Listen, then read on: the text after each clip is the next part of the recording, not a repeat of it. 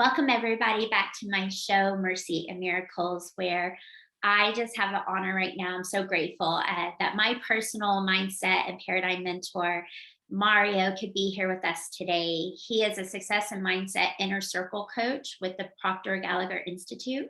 And he has been married for 28 years to his beautiful wife and has two boys.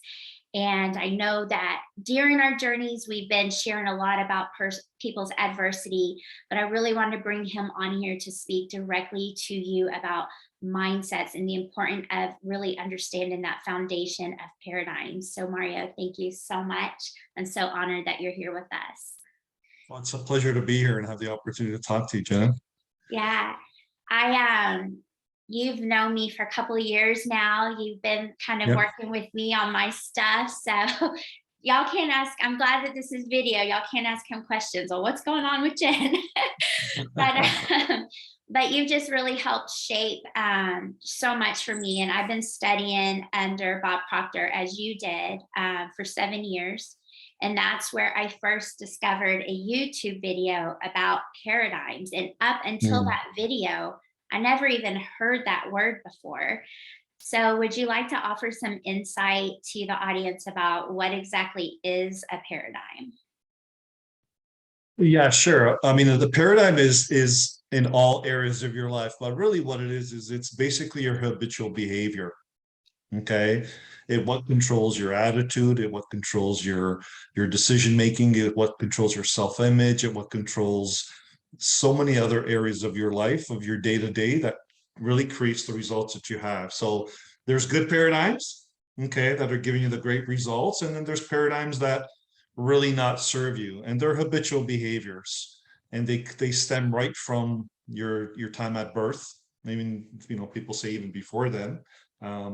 But basically they're really formed from your environment, or what you grew up in. And for example, there's, and we're going to get into this, and you may ask me questions about it, but there's your conscious mind and your subconscious mind. And that subconscious mind is, as an infant, as a child, is completely wide open, right? So based on the environment that you grow up in, through your parents, through your school, through your friends, through your relatives, they're just dumping their own habitual behaviors and ideas and their own paradigms into your subconscious mind. And the subconscious mind, it does not have the ability to reject any idea. So it's just going to take it in, okay? And through the repetition, it creates that habitual behavior for you. So I like to tell people, it's like, your name Jennifer. Well, they didn't just say to you, Jennifer, this is your name, remember it. It was, Jennifer, don't do this. Jennifer, don't do this. Jennifer, come over here. Jennifer. And it's just that repetition where your subconscious mind just gets hit over and over and over with it. And then it just becomes unconscious, a subconscious reaction automatically. So that's really what that paradigm is there. And it's not there to, the paradigm, and as we get older, it's there to really hold you back. It's really there to just keep you where you're at. It doesn't want you to change. And that's how we teach with the mindset side, is how do you go about changing those paradigms that are not serving you so you can get the results that you want. Yeah, I became clearly obsessed with all of this as well, because I was able to look at my life where clearly, consciously, I was saying, I do not want these things. And that was exactly what I was getting.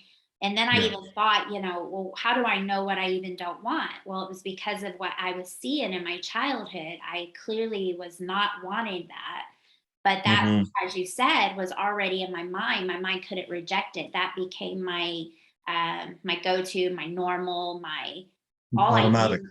Yes. So you want to talk about how someone like in their adult life can clearly say, for instance, like my personal situation, I don't want an abusive relationship because all I saw was abusive relationships, but find themselves in abusive relationships. So how does the subconscious mind in the cybernetic world, like how does that steer your results? Okay, so the first trick to it is you got to be aware of it. Okay, awareness. Okay, awareness. So I always remember Bob would always say to me, he says, your parents raised you based on their paradigms. They did their best based on where their awareness level was at. Okay. You know that now. So now it's up to you to create your new paradigms, to create that new awareness. And so every time you look at something, that awareness is continuously expanding. So you're always going to see something, and your paradigm controls your perception of things. Okay. So if you were talking about abusive relationships, well, you know what an abusive relationship is. You know the signs of an abusive relationship. So if you don't create that self-image of someone who is living in a beautiful relationship, in a flourishing, loving relationship, okay, and you're intentional about creating those habitual behaviors that connect to that, you're going to attract more of the same thing. Because what you're doing is you're looking at your current situations, okay? That situation is triggering your thoughts. Those thoughts are triggering the feelings. Those feelings are triggering the actions of all the same thing. And well, what do you expect? You're going to get more of the same thing. Yeah, and that's kind of the way the law of attraction works, right? The energy we put out comes back to us. Yeah, it's really the law of vibration is the Law of primary law.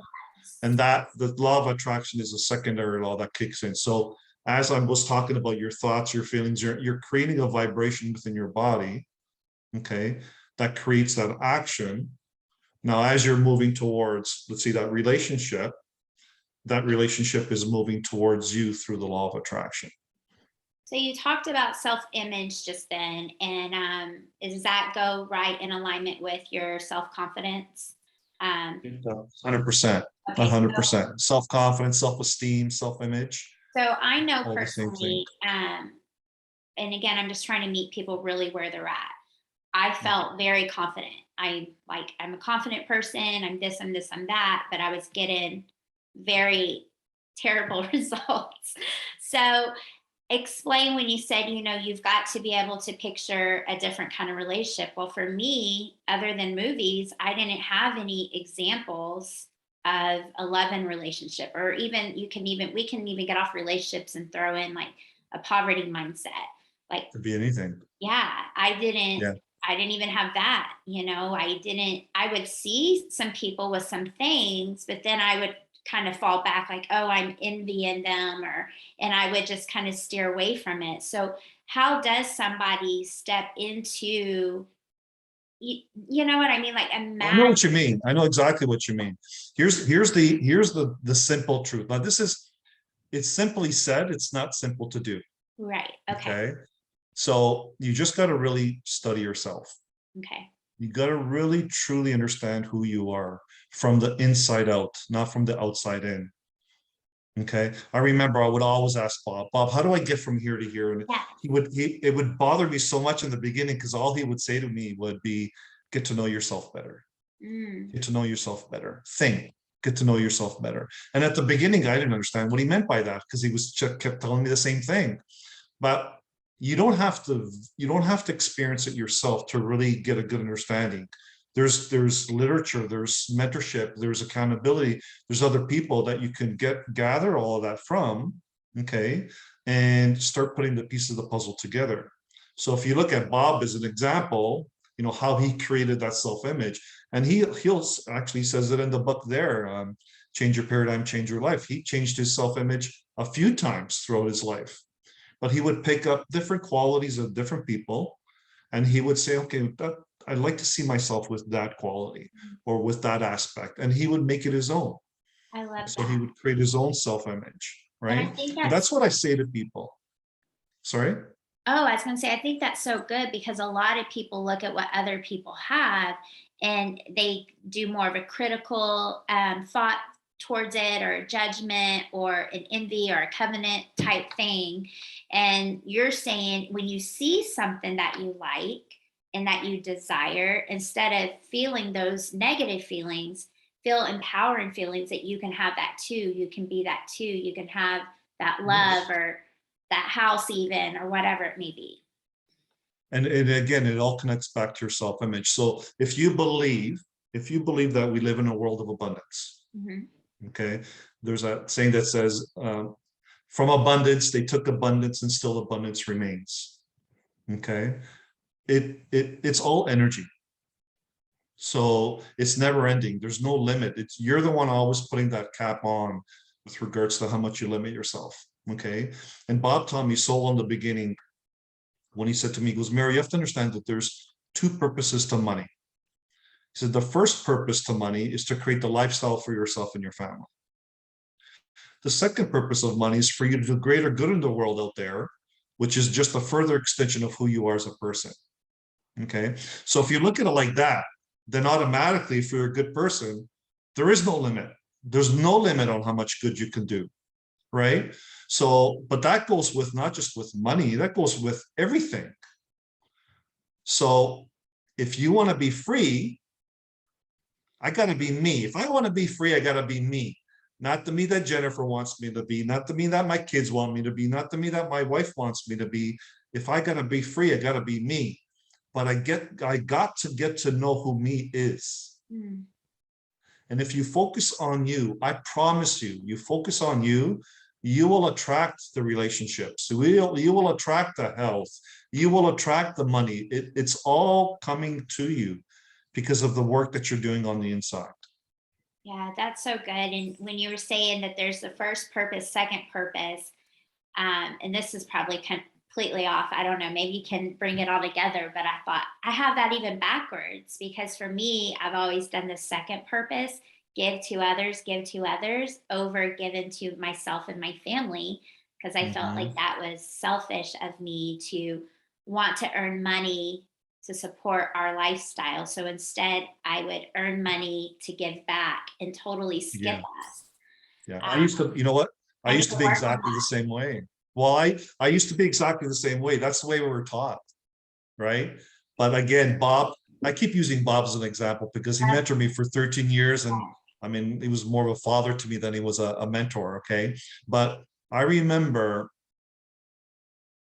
there was a point where he said to me, and it's a long story, so I won't get into the story, but he basically said to me, he goes, Mario, he says, you have to understand that it's a cycle, it's a loop. So you have to willingly give, which you have no problem in doing, but you have to also graciously receive. Mm, I And love money is meant to circulate. Okay. I'll read something to you, and I read this to myself every morning, and I read just a little piece to it. And it's called from a book called Money is God in Action. Okay. And we're talking about God. We're not just talking about God in spirit. God is the law, the natural laws. Okay. And it says, this money is flowing, this money is free. I do not attempt to lock it up. I do not attempt to put a fence around it. It's God's money. I let it flow in and I let it flow out. As I release it, I know that it comes back to me, pressed down, shaken together, and running over. That's my favorite Okay, Bible verse. that's right. It says, the Lord is my shepherd, I shall not want. I am now free in money. I rejoice in it. I appreciate it. I thank God for it. I have money forevermore. Amen. Now, the trick is what you do with it, Mm, right? And Bob said to me, he goes, a great person with $1 in their pocket is going to be an amazing individual with $1 million in their pocket.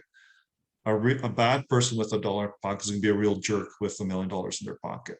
Okay. It's just a further extension of who you are as a person. yeah, no, that's so good. And I'm gonna add that to my affirmations. I graciously receive. Yeah. Um, Willingly give and graciously receive. okay. And then get that book as well. Money is God in Action, right? Money's Got an Action by Raymond Charles Barker. It's like, you know what? It's only like 15 pages long. That's all it is. Yeah, I like the paradigm one too, guys. This one is the last one by Bob Proctor, and it's such an easy read. But I just truly believe like this is the foundation. You know, It is. I would not only through relationships, but with jobs, I would chase different jobs or start different opportunities, self-employed, working for myself, and it didn't matter what I put my hands on, nothing was becoming fruitful. And Yeah. I would just keep blaming, well, maybe I'm not supposed to do that, or maybe God doesn't want me to do that. And the paradigms really and reinforcing these things has really helped me to align with one, I can graciously receive because I didn't know that. I thought I had to stay in poverty because I was raised in poverty. Right. Like Right. that was my identity. And you literally have to change your identity. So, what are some tips that someone would need to start on? Okay, so they're aware that Hmm. maybe they have some messed up thinking. Yep. They're now studying who they are and they see some patterns in their life. So now how do they go about, what would be the first step to go about changing that pattern? Let's Well, say, yeah, go ahead. great question. So there's a few things that I would do. It's actually what I do. Okay. First, you want to write out a great, clear self-image script for yourself. How do you want to see yourself? Like, and it doesn't have to take years of creation.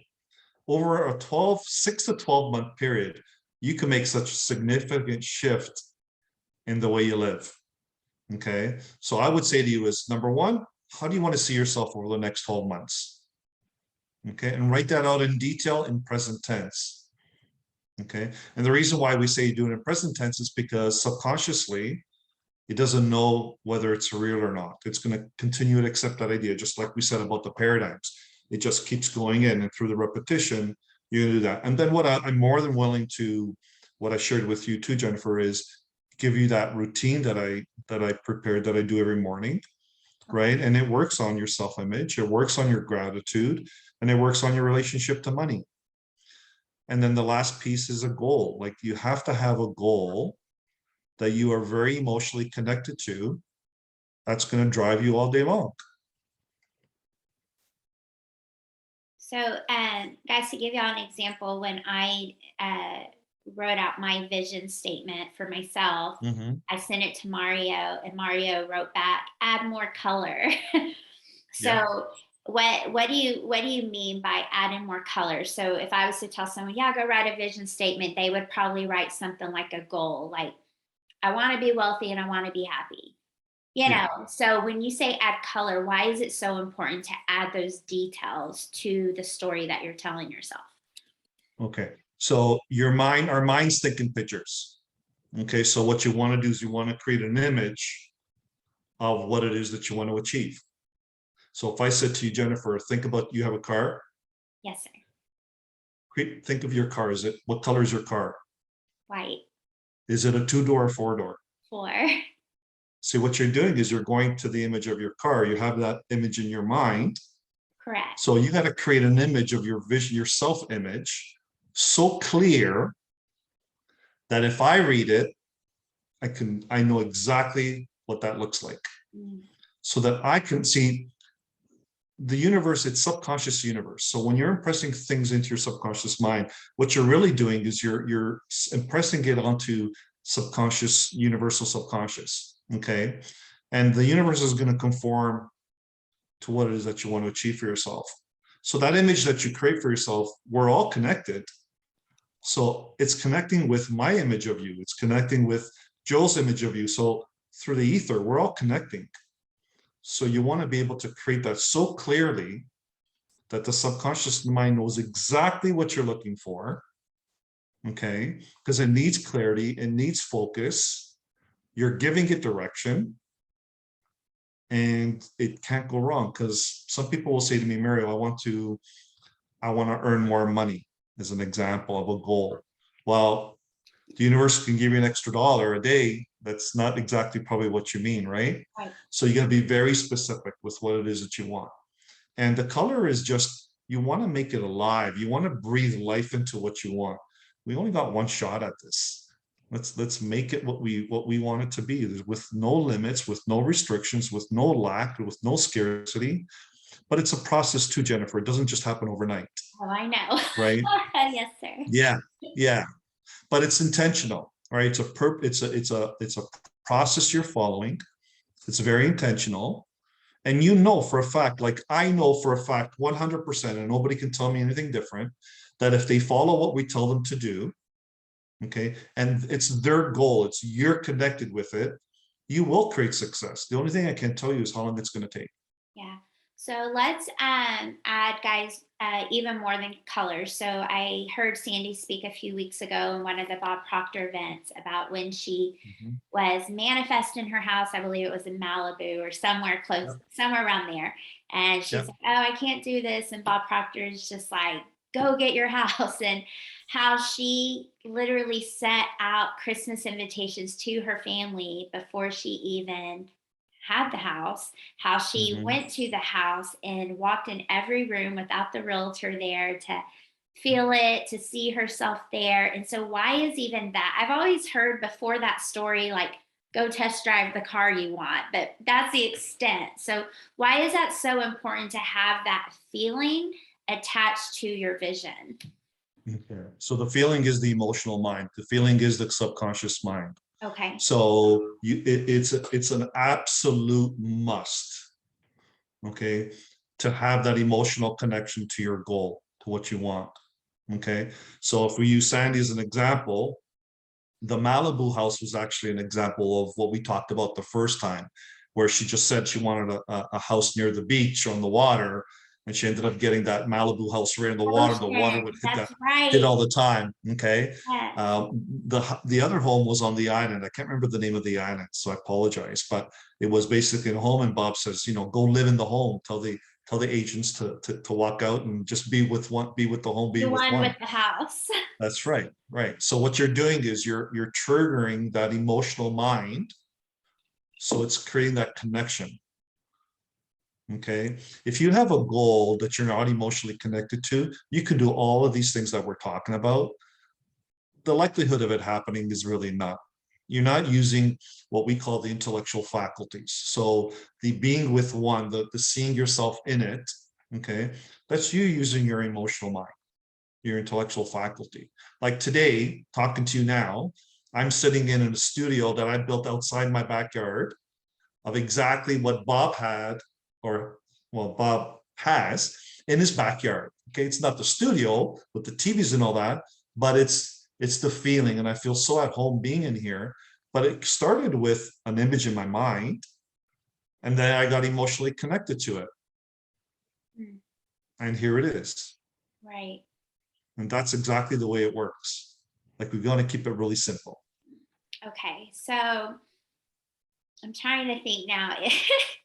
So I feel like, let's say someone starts taking these steps and they're like, okay, awareness, study who I am, have a goal, work on visioneering, feel these things.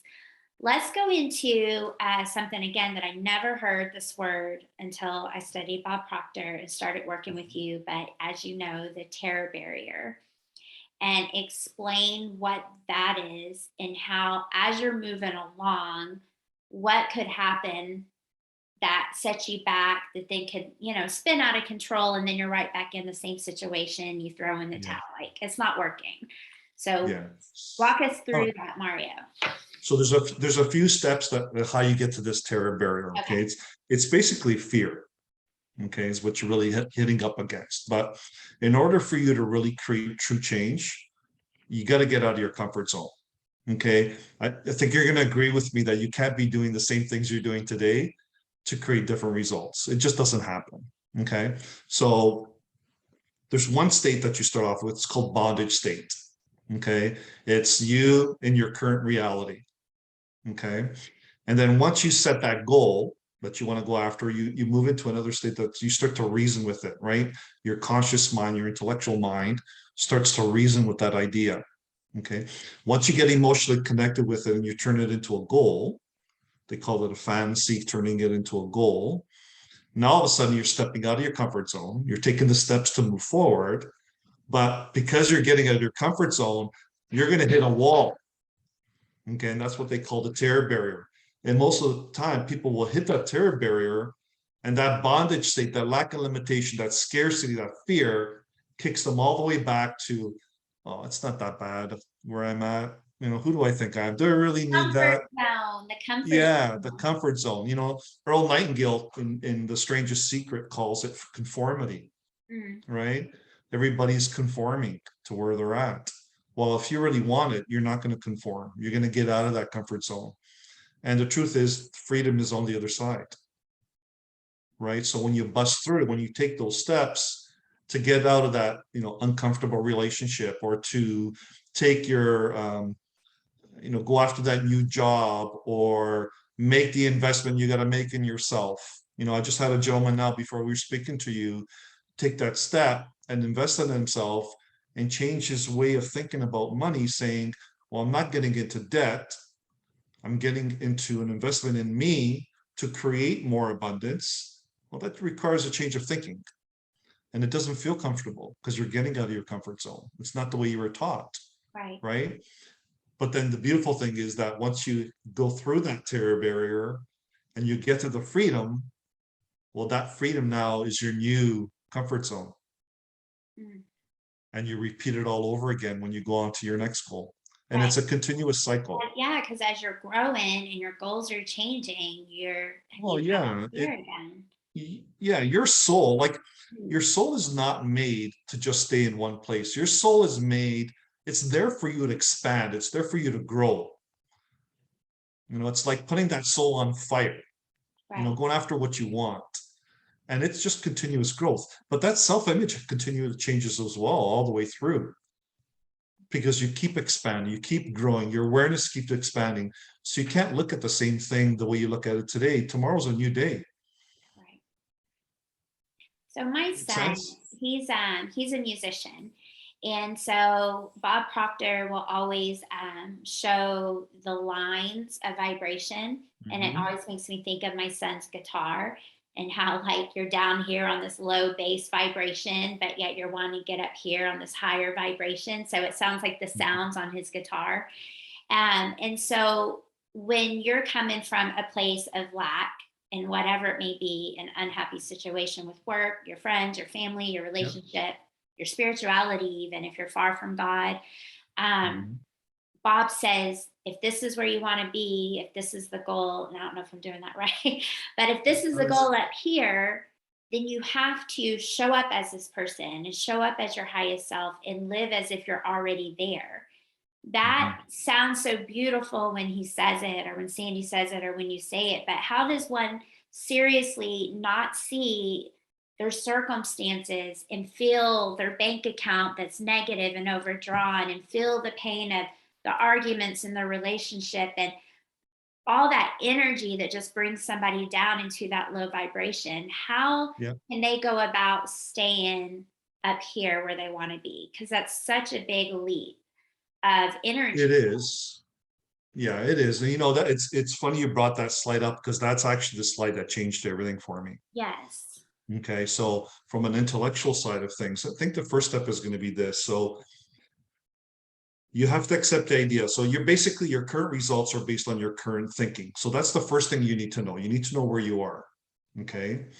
And then you need to know where you want to go. And that's your goal. Okay. Everything in between, all the lines of vibration in between, is your paradigm. Those are all the things that are stopping you, that actually create that gap. Mm. Okay. So the first trick to this, and this is really where you're just playing with your mind. Okay. And you have to have trust in this, is you have to accept the idea that that goal that you want, that goal that you emotionally connected, that is a place. It's a physical place that actually exists. From an intellectual mind, I had the hardest time accepting that idea. Okay, how could it exist? Well, it got to a point where I basically said, okay, you know what? I'm just going to trust that what I'm being told is true. I know it's all scientifically proven and theologically proven. I know that. Okay. But from where I was getting it from Bob, I just said, you know what? My way's not working. I'm just going to trust in it. I'm going to accept that idea. Then once you accept that idea, you've already started to come from that vibration, because you're focused on your goal. So you're coming from that vibration. Okay. Now it's all the daily routine, the attitude, the actions you're taking, the steps that you're doing to get you out of your comfort zone, the people you're connecting with, that emotional connection to your goal. So that daily routine, that, like, all of those things, though, are all part and parcel of you closing that gap. Okay. But Robin Sharma said it best. He said, it's hard in the beginning, it's messy in the middle, but it's beautiful at the end. And if you know that that's the journey you're going to be on, then there's that expectation is there. Right. You know, you got to go through those steps, And if but the it's goal, that goal that's going to keep you going. yeah, if the goal and that dream is big enough for you and that truly is what you desire, then when it's hard or when it gets messy or difficult or challenging or you hit the terror barrier wall, it's that Hmm. bounce back. You just go right back and do it again because you're not there yet.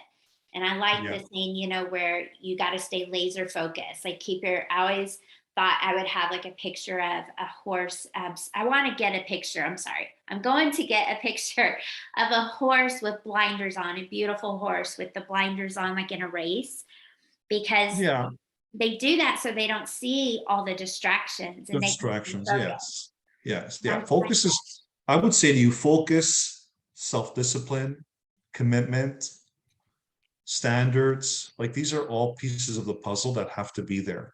And I mean, we can go on for hours talking right, about all of this, but the truth is nobody's saying not to see where you're at. right. Okay. So it's not a matter of just doing this, right? It's truly acknowledge where you're at. You are where you are. It's Yeah, there. it's really bad. Like you can't, yeah, it is what it is. And I'll teach you something about what Bob taught me about adversity, but you have to acknowledge it. Okay. The trick is you don't focus on it. Okay. Okay. And your paradigm is going to keep pulling you back, saying, hey, but look what your bank account is telling you. Look at this, look at that. And it's going to do its darnest to do it. But that's where that desire for that goal has to be so much stronger than that paradigm that you're going to tell it to get out. You literally reject the idea. Yes. Okay. Because if you don't, it gets into your subconscious mind. Even if you're ignoring it, it's still getting into your subconscious. Mm. I Okay. watched a Disney movie called The Incredibles, and Okay. I've one heard of of it too. one of the characters in it does the force field bubbles, so the people's guns and things can't get to them and hurt them. And so I've been teaching my kids how to put a force field around your thoughts in your That's mind. fantastic. So when something like that comes at you, it is real and you recognize it and you're aware of it, but you don't allow yourself to feel it. Like if you were to get shot by a gun, you would feel that Mm-hmm. impact. It Mm-hmm. would be painful. Mm-hmm. So you don't allow those things to painfully hurt you because then that spins right back into reinforcing, as you're saying, the subconscious mind, the paradigm that things are really bad. And we've got Yeah. to reinforce where we're going, which is the goal and the vision, right? See, if you could teach that to a child, you said something very, very critical there. Okay. Okay. If you could teach them as a child, their imagination as a child is, I mean, it's huge, Yeah. right? So it's a game for them. But what you're really doing is you're building their self-image and self-esteem so strong that as they grow up and life happens, right? When they get hit with those things, it just bounces off. Like Yes. it doesn't even impact them at all. And it's a marvelous thing. I mean, that's why I got into this really was to teach teenage kids this material because they don't teach it to us in schools, right? Um, but that's beautiful. That's exactly. And see, when you're saying that, what you're actually doing, you created an image. You actually went back to that cartoon and Yes. you saw that, right? And that's the visual that you want to create for yourself. And that's what they'll do too when they got something to connect it to. Okay. That's very, very powerful. Good for you to do that. That's Yeah. phenomenal. Thank you. I won't tell you my other one. I do have one more, but I'll share that later. Well, this has been wonderful, Mario. How can people get involved in this kind of coaching and training? Like, what opportunities do you offer? Well, I mean, there's a whole array of programs that we do offer. We do the same thing that we did with yourself, Jennifer, is to have a call with me. Okay. I'm here to help you. What we do is we add the impression of increase. We're always here to leave you better off than we first met you. And if we find a fit for you, then I'll kind of give you the details as to what that is. You can send me an email to my email and take it from there. Okay. And just to let y'all know, years ago, I started with, I think it was like $30 a month. I did 6 minutes to success. And then I moved into Magic of Your Mind. And then I did the Paradigm Shift with Bob Proctor. Mhm. He was in Canada, but I streamed it online. So Right. I know that. And then now, of course, Mario is my coach, but I know that there's several opportunities for to meet you exactly where where you're at to get your mindset. There are. Yeah. You just, you know what? I always tell people there's two ways to change a paradigm, and I'm sure you've heard this many times. I don't know and how many of your viewers have watched Bob, but there's two ways to change a paradigm. One is through mentorship and space repetition, which is what we're offering, and the other is usually what we call sudden emotional impact. It's usually a bad news. Set on 9/11, this pandemic that we're going through. It's forcing people to change without their willingness to really change. So Mm. people don't resist change. Excuse me, they don't resist change, they resist being changed. Yeah, that's Okay. so good. And I'm glad that you brought that up because right now, with what's going on, a lot of people that do wake up, watch the news, keep up with everything from COVID to the war. I never watch the news. It's the worst thing you can do. And I remember I was told, someone's got to be intelligent in this family, and someone's got to know these things. And I believe you should check it and be, like you said, aware of what's happening, but you Mhm. shouldn't just literally relish in it and marinate in it. And because what I'm seeing around me is a lot of fear-based people. Like, oh, it's going to get Absolutely. worse. And I never once put gas in my car and say, oh, I can't believe the gas prices. I say, thank you, God, that I can put a full tank of gas in my truck. And I believe, Exactly. and actually, real quick, just before we go, touch base, Mario, if you could, on the power of your words and what you speak, not just on your vision, but just in your daily language. Why is that so important to speak it out loud? So here's before Bob passed and before COVID hit, I met him at his home. This was probably just before Christmas time. And he was writing a forward in a book.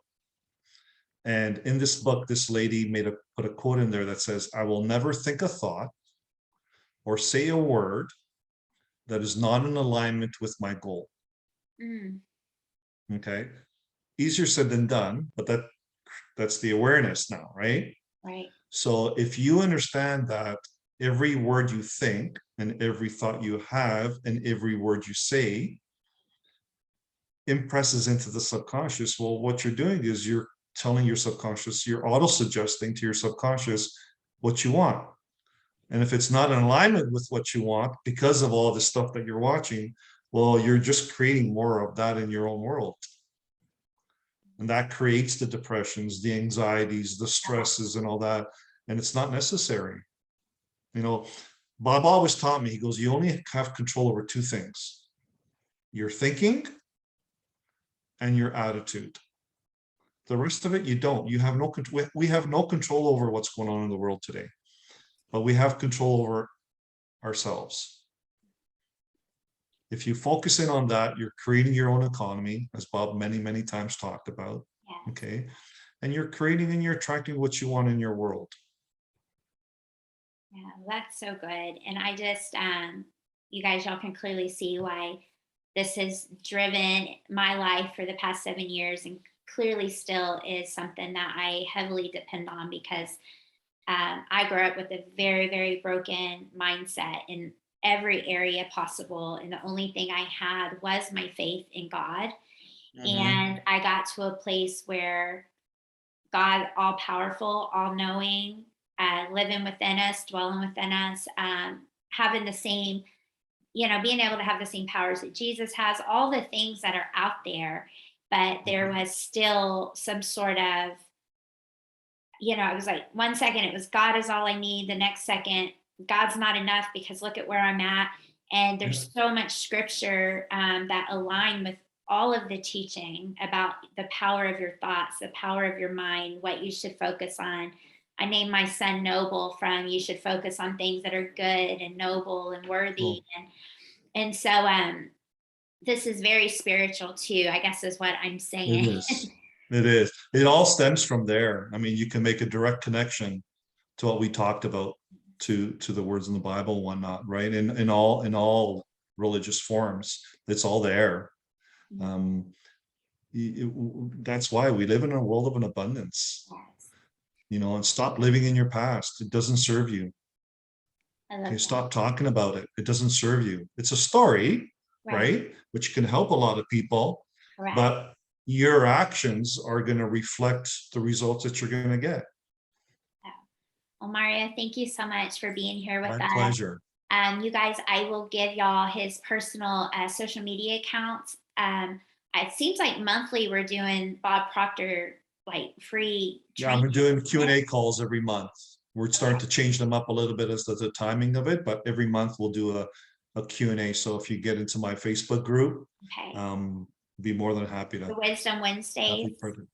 Yeah, Okay, yeah, so Wisdom that's the one. Wednesdays, and again, you can reach out to him directly and get involved in the Proctor Gallagher Institute with all their coaching and everything that you need to set your life up for success. So thank you again, Mario. I appreciate you My so much. pleasure. Okay, have a My great pleasure. day. Pleasure was mine. Thanks again. Take care. You too. Bye bye. Okay, bye-bye.